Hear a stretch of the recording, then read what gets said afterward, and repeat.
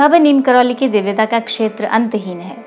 किसी को बाबा ने स्वास्थ्य दिया तो किसी को ज्ञान, किसी को जीवन का सहारा दिया तो किसी को जीवन का उद्देश्य। स्टीव जॉब्स हो या मार्क जुकरबर्ग, उन सबकी कहानियां हम पहले से ही जानते हैं। एप्पल या फेसबुक, सभी की कहानियां हम जानते हैं।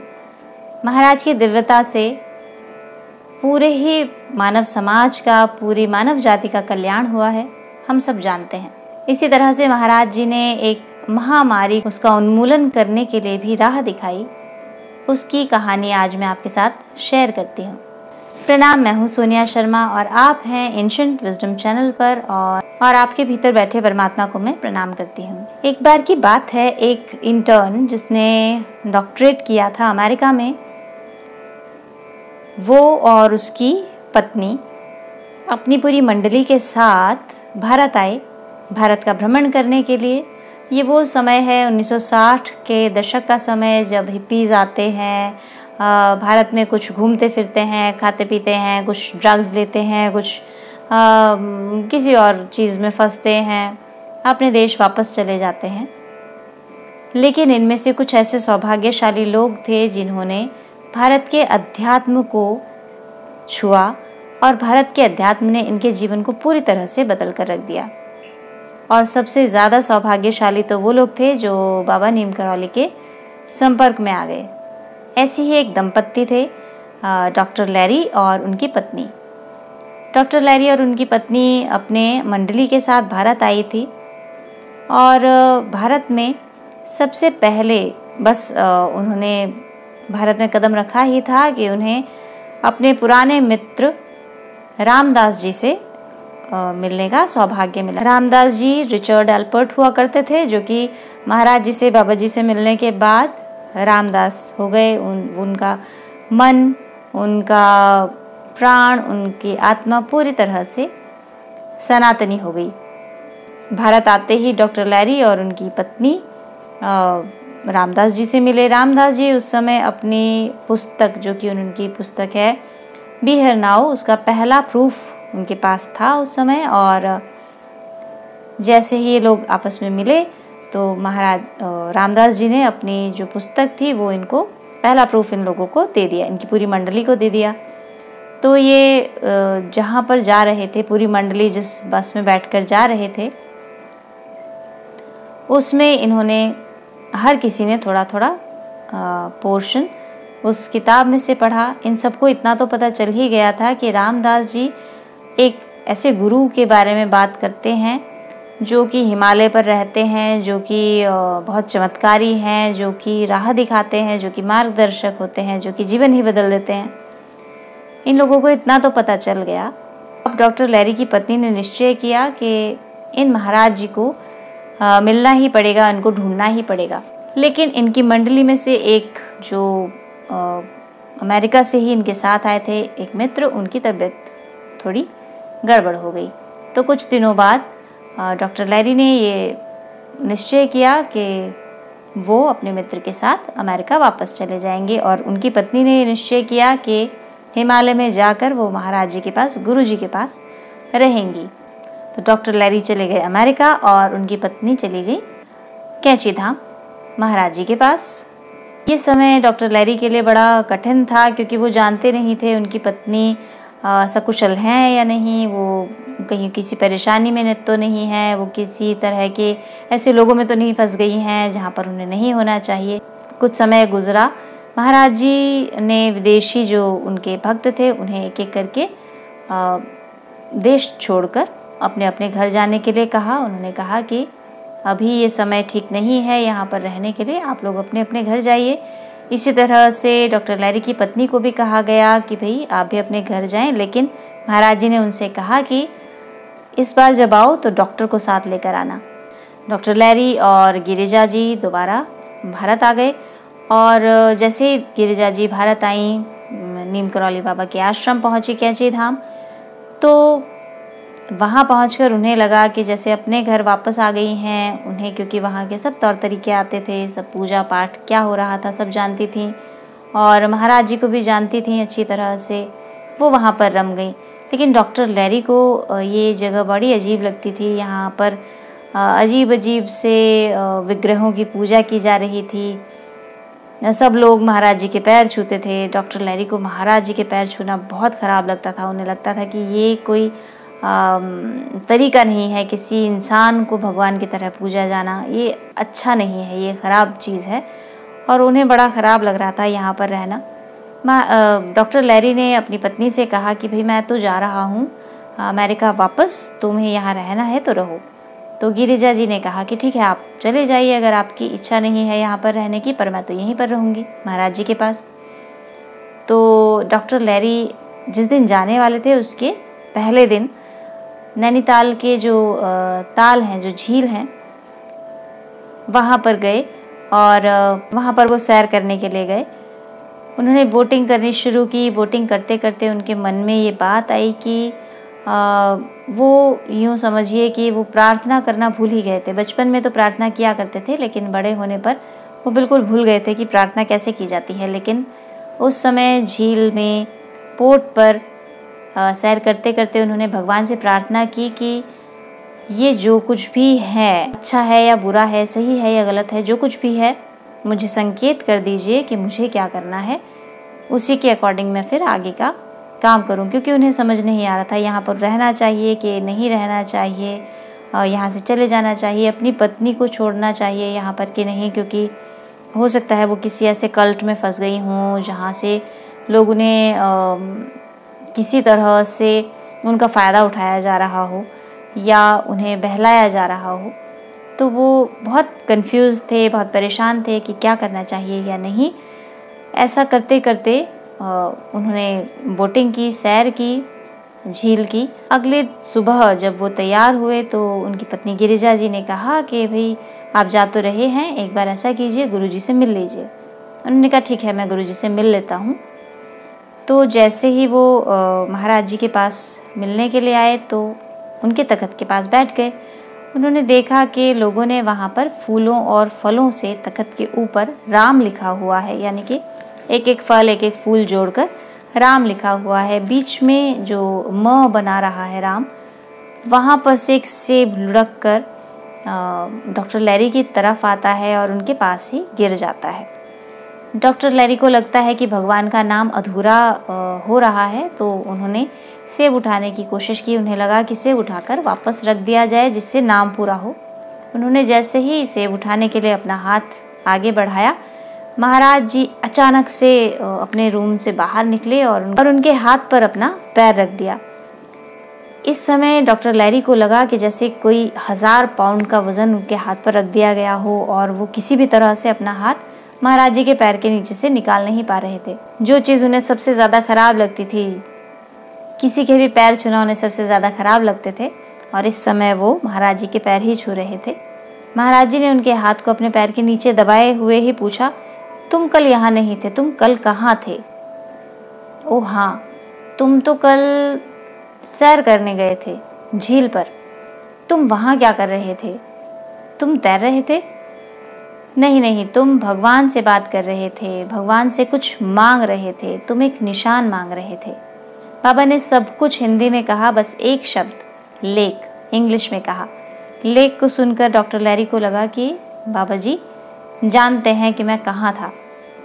तो ये सब कुछ बात को ट्रांसलेट करके किसी ने डॉक्टर लैरी को बताया। डॉक्टर लैरी को जब पता चला कि महाराज जी सब कुछ जानते हैं, उन बातों का जवाब वो दे रहे हैं जो बातें डॉक्टर लैरी ने भगवान से की थी। उन्होंने भगवान से संकेत मांगा था और इस बात का जवाब बाबा नीम करौली उनको दे रहे हैं। तो डॉक्टर लैरी को अचानक से भावावेश आया और वो रोने लगे। जब वो रोने लगे तो महाराज जी ने उन्हें गले लगाया, बच्चों की तरह उनके आंसू पोंछे और उनको सांत्वना दी। डॉक्टर लैरी यहीं पर अपनी पत्नी के साथ रहने लगे महाराज जी की सेवा में। महाराज जी ने एक नियम तय किया हुआ था कि विदेश से आने वाले किसी भी जो शिष्य हैं, जो शिष्य तो महाराज जी नहीं बनाते थे, जो सेवक हैं, जो भक्त हैं, वो भक्त यहाँ पर किसी भी तरह से पैसा नहीं दे सकते, किसी भी तरह से डोनेशन नहीं दे सकते। उन्हें बहुत मनाया गया, उन्हें बहुत कहा गया, तब कहीं जाके उन्होंने इतनी छूट दी थी कि ठीक है, प्रसाद का वितरण ज़रूर बाहर के विदेश के लोग कर सकते हैं, लेकिन इसके अलावा किसी भी तरह से पैसा वो नहीं दे सकते। महाराज जी का ये निर्णय शायद इसलिए हो क्योंकि वहाँ के विदेश के जो लोग आते थे वो बहुत यहाँ के कंपैरिजन में बहुत अमीर थे। 1960 के दशक में भारत में बहुत गरीबी थी और स्पेशली पहाड़ी एरिया में बहुत ज़्यादा गरीबी थी। वहाँ पर कोई भी भक्त आता तो ज़्यादा से ज़्यादा फूल ले आता, फल ले आता, खाने की कोई चीज़ बना कर ले आता, या अगर पैसा देना ही है तो कितना पैसा दिया जा सकता है। उस समय जब सैलरी ही 100 या 200 रुपये थी तो कोई कितना महाराज जी के लिए पैसा दे सकता था, 10 पैसे, 20 पैसे, 5 पैसे। तो ऐसे में अगर कोई विदेशी आए और बहुत बड़ा अमाउंट दे तो उसमें अहंकार आना बहुत एक सिंपल सी बात थी, एक कॉमन सी बात थी कि उसमें अहंकार आ जाता और दूसरे लोगों में जो कि भारत के भक्त थे उनमें एक इन्फीरियरिटी कॉम्प्लेक्स भी आ सकता था। उन्हें लग सकता था कि ये लोग तो महाराज जी को बहुत कुछ दे पा रहे हैं। तो महाराज जी ने नियम बनाया हुआ था कि वो विदेश से आने वाले भक्तों से पैसा नहीं लेते थे। ऐसे ही एक दिन किसी विदेश के भक्त ने कहा कि उन्होंने एक चेक काट के दिया 10,000 रुपये का। तो महाराज जी ने अपने पास एक और शिष्य खड़े थे, एक और भक्त खड़े थे, उनसे पूछा कि ये क्या लिखा हुआ है इस पर। तो उन्होंने कहा ये 10,000 रुपये लिखे हुए हैं। महाराज जी ने उनसे कहा कि फाड़ दो इसे। तो उनके भक्त ने कहा कि मैं क्यों फाड़ूं, उन्होंने दिया है, आपको दिया है, आप जानिए क्या करना है। तो महाराज जी ने वो चेक अपने हाथ में लिया और उसके टुकड़े कर दिए, वो चेक उन्होंने नहीं लिया। तो वहाँ पर एक नियम, ये बहुत स्ट्रॉन्ग एक रूल था, एक बहुत स्ट्रिक्ट रूल था कि आप अगर विदेशी हैं तो वहाँ पर पैसा नहीं दे सकते हैं। ऐसे में एक बार बैठे बैठे महाराज जी ने डॉक्टर लैरी से पूछा कि तुम्हारे पास कितने पैसे हैं। तो लैरी ने कहा कि मेरे पास $500 हैं। बोले नहीं, यहाँ पर नहीं, तुम्हारे घर अमेरिका में कितने पैसे हैं। तो डॉक्टर लैरी ने सोच समझ के कैलकुलेट करके बताया $500 वहाँ पर होंगे। तो महाराज जी ने कहा $500 यहाँ इंडिया में और $500 अमेरिका में, $1,000। तुम तो डॉक्टर हो ही नहीं। तो डॉक्टर लैरी को लगा कि हाँ, मैं डॉक्टर हूँ भी नहीं क्योंकि इंटर्न था, ज़्यादा कोई अनुभव है नहीं, यहाँ पर आ गया हूँ, महाराज जी की सेवा कर रहा हूँ, महाराज जी को चाय बनाकर पिलाता हूँ और महाभारत पढ़ रहा हूँ, गीता पढ़ रहा हूँ, तो डॉक्टर तो मैं हूँ ही नहीं। तो डॉक्टर लैरी भी कहने लगे कि हाँ महाराज जी, मैं डॉक्टर नहीं हूँ।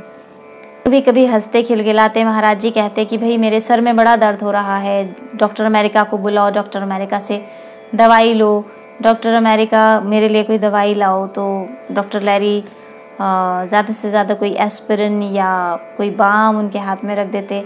महाराज जी वो बाम अपने सर पर यूं ही रखते और हिलते डुलते बच्चों की तरह कहते, देखो देखो मेरा सर का दर्द ठीक हो गया है, मैं ठीक हो गया हूँ, डॉक्टर अमेरिका बहुत अच्छा डॉक्टर है। तो इस तरह से महाराज जी उनके साथ हास परिहास करते। तो डॉक्टर लैरी को लगा कि महाराज जी यही कह रहे होंगे कि यू आर नॉट डॉक्टर, तुम डॉक्टर नहीं हो। तो महाराज जी ने बार बार ये दोहराना शुरू कर दिया, you are no doctor, you are no doctor. धीरे धीरे महाराज जी ने कहा UNO डॉक्टर, UNO डॉक्टर, तुम UNO में डॉक्टर होगे, तुम जगह जगह गांव गांव जाओगे, घर घर जाओगे और वैक्सीनेशन करोगे। डॉक्टर लैरी को अचानक से ये समझ में ही नहीं आया कि उन्होंने क्या कहा, क्या कह रहे हैं महाराज जी। डॉक्टर लैरी ने कहीं पर भी कोशिश नहीं की थी जॉब लेने की या प्रैक्टिस करने की, कहीं कोशिश नहीं की थी। और महाराज जी कह रहे हैं कि वो UNO में डॉक्टर होंगे और ये सब कह रहे हैं, इसका क्या मतलब है। तो उन्होंने पूछा महाराज जी से कि आप क्या कह रहे हैं। तो महाराज जी ने कहा कि तुम WHO में, UNO में डॉक्टर होंगे, चेचक पर काम करोगे, चेचक ख़त्म हो जाएगा और भगवान का ये उपहार है मानवता के लिए, तुम चेचक के लिए काम करोगे। तो इतने में वो कुछ समझ पाते। तो महाराज जी बोले जाओ जाओ जाओ, यहाँ से जाओ। डॉक्टर लैरी ने कहा कि जाऊँ, कहाँ जाऊँ, कब जाऊँ। महाराज जी ने कहा अभी जाओ, यहाँ से जाओ, दिल्ली जाओ। तो डॉक्टर लैरी निकल पड़े WHO आए दिल्ली। WHO में आकर उन्होंने कहा, उन्होंने वहाँ पर जो काम कर रहे थे उनसे बात की। उन्होंने कहा कि वो उनका जो हुलिया था, डॉक्टर लैरी का हुलिया बिल्कुल ऐसा था जैसे हिप्पीज, गाउन में थे, बाल लंबे थे, दाढ़ी बड़ी हुई थी और अस्त व्यस्त हालत। और ऐसे में वो WHO ऑफिस गए और उन्होंने कहा कि भाई मुझे यहाँ पर काम चाहिए, यहाँ पर स्मॉल पॉक्स चेचक के लिए काम होना है और स्मॉल पॉक्स को ख़त्म कर दिया जाएगा। और ये सब वो बोले। मेरे गुरु हैं जो कि हिमालय में रहते हैं और उन्होंने मुझे भेजा है। तो जैसे कि एक्सपेक्टेड था, उन्हें रिजेक्ट कर दिया गया। उनकी बात किसी ने नहीं सुनी, उन्हें वापस भेज दिया गया। वो महाराज जी के पास वापस गए और महाराज जी से बोले कि मुझे तो रिजेक्ट कर दिया गया, मुझे कोई नौकरी नहीं मिली, मैं वापस आ गया हूँ। महाराज जी ने फिर से वहाँ से उनको वापस भेजा। वो फिर से WHO दिल्ली आए और वहाँ पर फिर से रिजेक्ट हुए। रिजेक्ट होने के बाद फिर से कैंची धाम गए महाराज जी के पास। महाराज जी ने इस तरह से उन्हें कम से कम 12 से 15 बार दिल्ली भेजा, जो कि उस समय 1960 के दशक में बहुत मुश्किल काम था, क्योंकि ट्रांसपोर्टेशन बहुत कम था, बड़ी मुश्किल सड़कें थीं, बड़ी टूटी फूटी सड़कें थी, बहुत समय लगता था नैनीताल से दिल्ली और दिल्ली से नैनीताल आने जाने में। तो महाराज जी ने 15 से 17 बार डॉक्टर लैरी का आना जाना करा दिया WHO दिल्ली ऑफिस। 15-17 बार जब ये सब कुछ हो चुका था तो एक डॉक्टर मिले डॉक्टर लैरी से, बोले आप अमेरिका से हैं ना? तो उन्होंने कहा हाँ मैं अमेरिका से हूँ। तब तक डॉक्टर लैरी ने अपनी दाढ़ी वाड़ी कटा ली थी, ठीक ठाक कपड़ों में आने लगे थे। तो उन्होंने कहा हाँ मैं अमेरिका से हूँ और इस तरह से मेरे गुरु हैं, हिमालय पर हैं, उन्होंने कहा है चेचक पर काम करना है, चेचक को समाप्त करना है। तो उन्होंने कहा मैं जिनेवा में स्मॉल पॉक्स पर, चेचक पर काम कर रहा हूँ, मैं एक काम आपके लिए कर सकता हूँ, मैं आपका इंटरव्यू करा सकता हूँ। तो डॉक्टर लैरी ने कहा ठीक है आप मेरा इंटरव्यू करा दीजिए। तो डॉक्टर लैरी का इंटरव्यू हो गया उस दिन और वो वापस कैंची धाम चले गए। कोई खबर नहीं आई। कुछ महीने गुजर जाने के बाद एक टेलीग्राम आया डॉक्टर लैरी के पास और उसमें बुलाया गया था WHO ऑफिस दिल्ली। वो वहाँ पर गए तो वहाँ पर उन्हें पता चला कि उनके लिए डॉक्टर के लिए कोई डॉक्टर की कोई पोजीशन है नहीं, तो उनके लिए एक ऐसी पोजीशन को क्रिएट किया गया है जिसके लिए हायर अथॉरिटीज़ से ना पूछा जाए। ये कोई मैंडेटरी ना हो कि हायर अथॉरिटी से पूछकर ही उन्हें यहाँ पर अपॉइंट किया जाए। तो उनके लिए एक ऐसी पोस्ट निकाली गई है जो बहुत लोअर है, डॉक्टर के हिसाब से उनका कोई लेना देना नहीं है इस पोजीशन के लिए, पर फिर भी उनके लिए क्रिएट कर दी गई है। उन्हें सेक्रेटरी की पोस्ट दी गई है और सेक्रेटरी के काम पर लगा दिया गया है। उनसे पूछा गया कि भैया आपको टाइपिंग आती है? उन्होंने कहा ठीक है टाइपिंग आती है, तो आप सेक्रेटरी के पोस्ट पर काम कर लीजिए। तो डॉक्टर लैरी को तो काम करना ही था स्मॉल पॉक्स के लिए, तो उन्होंने कहा ठीक है मैं यहाँ काम कर लेता हूँ। पर कोई स्मॉल पॉक्स के लिए कुछ भी एफर्ट्स नहीं लगाए जा रहे थे, कोई काम नहीं हो रहा था, कुछ नहीं हो रहा था। तो एक दिन डॉक्टर लैरी अपने सिविल सर्जन से मिलने के लिए उनके पास गए, वो जहाँ पर भी अपॉइंटेड थे। तो डॉक्टर लैरी ने WHO की जीप पर महाराज जी का एक पिक्चर लगा दिया और एक फ़ोटो लगा दी, जो कि उस समय इलीगल था, लगा नहीं सकते थे। WHO की ऑफिस की जीप में किसी भी तरह की इस तरह की पिक्चर नहीं लगा सकते थे, पर डॉक्टर लैरी ने लगाया और पहुंच गए सिविल सर्जन के पास, उनसे बात की। सिविल सर्जन ने उन्हें चाय पिलाई, उनसे बात की और उन्हें कहा कि भाई स्मॉल पॉक्स पर काम करने के लिए अभी कोई ऐसा समय नहीं है और भी बहुत से काम है, इस पर बाद में सोचेंगे। और उन्हें छोड़ने के लिए जीप तक आ गए। जब वो जीप तक आए तो उन्होंने बाबा जी की फ़ोटो देखी और उन्होंने पूछा कि ये कौन है और ये आपके कौन है? तो डॉक्टर लैरी ने कहा कि ये वही गुरु हैं जिन्होंने मुझे भेजा है स्मॉल पॉक्स पर काम करने के लिए, और इन्होंने कहा है कि स्मॉल पॉक्स ख़त्म हो जाएगा। तो सिविल सर्जन को एकदम से रियलाइज़ हुआ कि अगर इन्होंने कहा है तो ज़रूर कुछ ना कुछ होना ही है। वो वापस ले गए डॉक्टर लैरी को और दोबारा से एक कप चाय दोबारा से पिलाई और उनके साथ मीटिंग की स्मॉल पॉक्स के लिए। ये वो समय था जब स्मॉल पॉक्स भारत में बहुत ज़्यादा फैला हुआ था, एक पैंडमिक का रूप ले चुका था, बहुत सारी मौतें हो रही थीं, बहुत परेशानी थी स्मॉल पॉक्स के कारण। उस समय डॉक्टर लैरी को स्मॉल पॉक्स में के जो ग्रुप था उसमें काम करने का मौका मिला, सेक्रेटरी की तरह ही सही। एक बार की बात है, एक रशिया से डॉक्टर आने थे। उस समय क्या हुआ था कि भारत की सरकार ने अलाउ कर दिया था कि बाहर से भी जो डॉक्टर्स आएँ वो अपना योगदान दे सकते हैं स्मॉल पॉक्स के प्रोग्राम में और अपना काम कर सकते हैं, अपने अनुभव को शेयर कर सकते हैं यहाँ पर, जिससे कि फ़ायदा हो।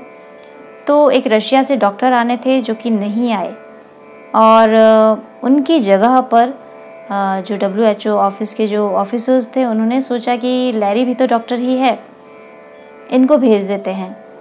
तो लैरी को इस तरह से भेज दिया गया मेरठ ज़िला उसको संभालने के लिए। डॉक्टर लैरी ने कुछ ही समय में मेरठ ज़िले से स्मॉल पॉक्स के, चेचक के ज़्यादातर केसेस को ख़त्म कर दिया। अब इनका जो एक सफलता थी उससे प्रभावित होकर भारत सरकार ने उनको MP भेजा, जहाँ पर कंडीशन वाकई बहुत ख़राब थी। और वहाँ पर जाने के बाद डॉक्टर लैरी ने काफ़ी मेहनत की, बहुत सारे लोगों के साथ काम किया, दिन रात एक कर दिया, वहाँ से भी केसेस को बहुत हद तक कम कर दिया। लेकिन लैरी को पता चला कि जितने केसेस हम कम कर रहे हैं उतने ही केसेस कहीं ना कहीं से वापस इस एरिया में आ जाते हैं। तो उन्होंने पता लगाया, तो पता चला कि ये केसेस आ रहे हैं रेलवे स्टेशन से। जमशेदपुर में जो लोग काम करते हैं वो जब बीमार हो जाते हैं तो रेलवे स्टेशन तक आते हैं और रेलवे स्टेशन पर कुछ लोग तो मर ही जाते हैं और कुछ लोग जो जीवित रह जाते हैं, उनके कारण इन्फेक्शंस फैल रहे हैं। और इन्फेक्शंस की वजह से ही जहाँ पर भी केसेस कम किए जा रहे हैं वहीं पर केसेस बढ़ते हुए दिखाई दे रहे हैं, स्पेशली MP में जहाँ पर डॉक्टर लैरी काम कर रहे थे। डॉक्टर लैरी को कुछ समझ नहीं आया, क्या करें, किससे मिलें, ये जो समस्या है उसका समाधान क्या होगा। वो पहुँच गए जमशेदपुर और जमशेदपुर में वो सीधे पहुँच गए रूसी मोदी के यहाँ। नाम रुस्तम जी होमस जी मोदी था। डॉक्टर लैरी आधी रात को उनके घर पहुँच गए, दरवाज़ा खटखटाया। उस वक्त मोदी जी, रूसी मोदी जी खाना खा रहे थे। उन्होंने उनको अंदर बुलाया। खाना खाते खाते उन्होंने समस्या सुनी तो उन्होंने कहा कि आप कल आइए, कल आपकी बात मैं GRD टाटा से करा देता हूँ। अगले दिन डॉक्टर लैरी उनके पास गए, GRD टाटा से बात हुई। GRD टाटा ने उन्हें दिल्ली बुलाया। दिल्ली गए, दिल्ली में जाकर उन्होंने GRD टाटा को सब सिचुएशन बता दी। उन्होंने ये भी बताया कि एक व्यक्ति से जब इन्फेक्शन फैलता है तो फिर वो रुकने का नाम नहीं लेता और जितने केसेस को कम किया जाए उतने ही केसेस वो बढ़ते चले जाते हैं। तो ये भी बताया कि हमारे पास संसाधन कम है, हमारे पास उतना ना पैसा है ना हमारे पास लोग हैं। तो GRD टाटा ने डॉक्टर लैरी को 42 लाख रुपए और 500 जीप दी, जिससे इस प्रोग्राम को आगे बढ़ाया जा सके और इफ़ेक्टिवली इसको ख़त्म करने पर, स्मॉल पॉक्स को ख़त्म करने पर यूज़ किया जा सके।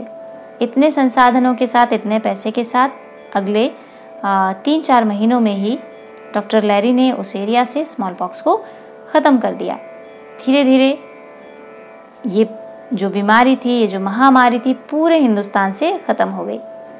डॉक्टर लैरी के जो एफ़र्ट्स थे, उनकी जो मेहनत थी, उनके जो काम था, दिन रात की जो सेवा थी, महाराज जी को एक लक्ष्य बनाकर, क्योंकि वो महाराज जी के लिए काम कर रहे थे, तो महाराज जी को लक्ष्य बनाकर उनके द्वारा जो कुछ भी हुआ उससे पूरे भारत से ये महामारी ख़त्म हो गई और पूरे भारत के जो नागरिक थे उनके जीवन की, उनके प्राणों की रक्षा हो सकी।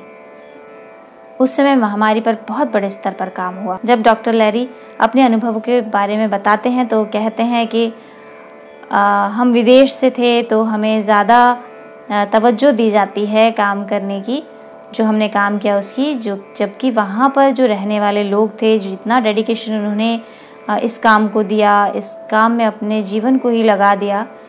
बहुत पैसा नहीं मिलता था, बहुत कोई रिकग्निशन नहीं मिलता था, लेकिन उन्होंने अपने आप को इस काम में झोंक दिया। वो एक अनसंग हीरोज़ हैं हमारे लिए और हमें उन लोगों को थैंक यू कहना चाहिए। तो ये पूरी कहानी थी, ये पूरी घटना थी भारत से स्मॉल पॉक्स को ख़त्म करने की। और एक ऐसे इंटर्न जिसको अनुभव नहीं है ज़्यादा, जो भूल चुका है कि वो डॉक्टर है, उसको मार्ग दिखाने की, उसको दिशा निर्देश देने की, जिससे उसको अपने जीवन का लक्ष्य मिल सके। तो ये थी कहानी हमारे भारत से एक महामारी को ख़त्म करने की और डॉक्टर लैरी को उनके जीवन का उद्देश्य मिलने की। आशा है आपको ये कहानी पसंद आई हो और आज के लिए इतना ही। बाबा नीम करौली की कृपा दृष्टि हम सब पर बनी रहे, इसी आशा के साथ। जय सिया राम जी की।